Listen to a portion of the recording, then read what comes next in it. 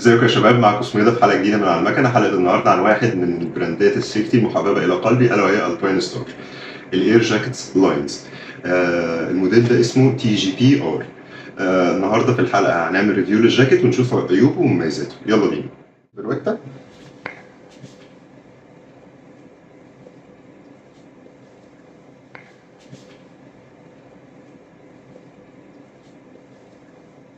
في البدايه هنتكلم عن الماتيريالز المعمول منها الجاكيت معمول من بره من 2 ماتيريال بالاضافه للسيفتي. اول ماتيريال المش دي بتوفر فنتيليشن، بتوفر تهويه في الصيف، هي الجزء المخرم اللي احنا شايفينه ده. الجزء الثاني معمول من البوليستر اللي بيوفر حمايه كبيره سبيشالي في حته الاحتكاك، لا قدر الله لما بتيجي بتقع وتحتك على الاسفلت، البوليستر اللي معمول ده بيوفر سيفتي كبير في الحته دي. العواكس اللي موجوده في الجاكيت دي هي 6 عواكس، 2 في الدراعات، 2 على الصدر، و2 في الظهر. بالنسبه للظهر زي ما احنا شايفين في جزء هنا ده بيبقى فليكسبل شويه عشان يديك زي ما بيقولوا كده رينج اوف موشن، حركه اوسع سبيشالي وانت قاعد على الموتوسيكل بانواع الموتوسيكلات المختلفه، عايز توطي عايز ترجع لورا. الجزء ده الفليكسبل ده بيديك مساحه اكتر في تحريك دراعك. عندنا 3 اماكن نقدر نوسع ونضيق منها الجاكيت. الجزء بتاع الويست نقدر نوسع ونضيق منه الجاكيت. الجزء بتاع الكمام نقدر برضو نوسع ونضيق منه الكم. واخيرا الجزء بتاع الدراع نقدر نوسع ونضيق منه الدراع بس بدرجه واحده بس. الجاكيت فيه 5 جيوب، تعالوا نبص عليهم كده سوا. 2 جوه، وفي هنا الجاكيت ده ووتر بروف، يعني لو الدنيا بتمطر تقدر تحط موبايلك فيه بكل امان مش هيحصل له حاجه. و2 بره، يبقى كده عندنا 3 جيوب جوه و2 بره. بالنسبه للسيفتي بتاع الجاكيت ده هو فيه 7 نقط، الشيست نقطتين، الاكتاف نقطتين، الظهر نقطه، الكيعان نقطتين. طيب الانتريال بتاعه بيجي بيه انتجريتد، السيفتي ليفل بتاعه سي اي ليفل 2. اما بالنسبه للظهر فبيجي فاضي، فانت بتشتري حاجه بقى من الباين ستار او من اي براند تانية على حسب ما بتفضل.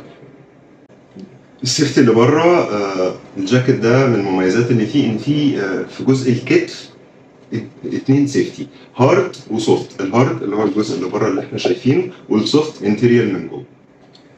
نيجي بقى لحته المميزات والعيوب، وكالعاده هنبتدي بالعيوب.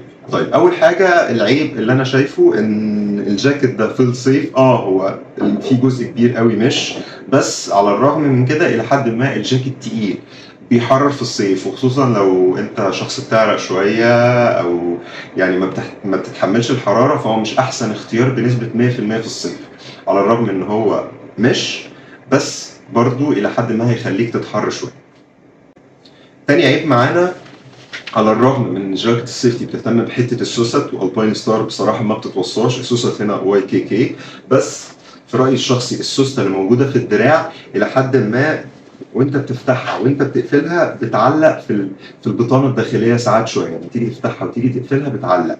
كان ممكن يبقى ليها حلول تانية، يعني في براندات تانية بتعمل لها حلول تانية، بتعمل زي لسان تحت السوسته عشان ما تعلقش، بس هنا ساعات كتير وانت بتقفل السوسته تقوم جايه قافله على البطانه الداخليه، فده بالنسبه لي عيب مش لطيف، وخصوصا ان انت بتيجي تقفل السوسته تبقى لابس الجوانتي او حاجه فايدك ما بتبقاش متحكمه بنسبه 100%.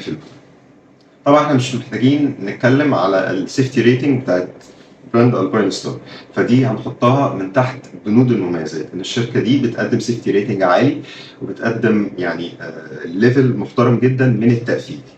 الجاكيت بالنسبه لي ميزته ايه؟ اولا الديزاين لانجوج بتاعته حلوه جدا، شكله بيبقى حلو عليك، مريح في لبسه، في رينج مقاسات كبير جدا سواء انت رفيع متوسط جسمك مليان شويه، كل دي تندرج تحت المميزات. والميزه الاهم ان الجاكيت ده بيجي معاه لاينر. يعني ايه لاينر؟ الجزء اللي تقدر تركبه داخلي بحيث ان الجاكيت يقلب ووتر بروف ويقلب كمان شتوي. الجزء اللاينر هو بيبقى الى حد ما عامل زي كيس البلاستيك، بيمنع الميه بيمنع الهواء، فبيقلب الجاكيت شتوي ما بيدخلش لا ميه ولا هواء. والجاكيت مجهز بيه وبيجي معاه، ما بتحتاجش تدفع فلوس اكسترا عشان تجيبه معاك. في النهايه انا بحب البراند، انا ممكن اكون متعصب ليها شويه بس هي فعلا البراند كويسه وانا شخصيا بلبسها بقالي سنين. فالجاكيت ده ريكومندد لاي حد عايز يجيب جاكيت سيفتي يستحمله شويه في الحر، وهينفعه جدا جدا جدا جدا في السيفتي وفي الشتاء. اشوفكم الحلقه الجايه على المكنه.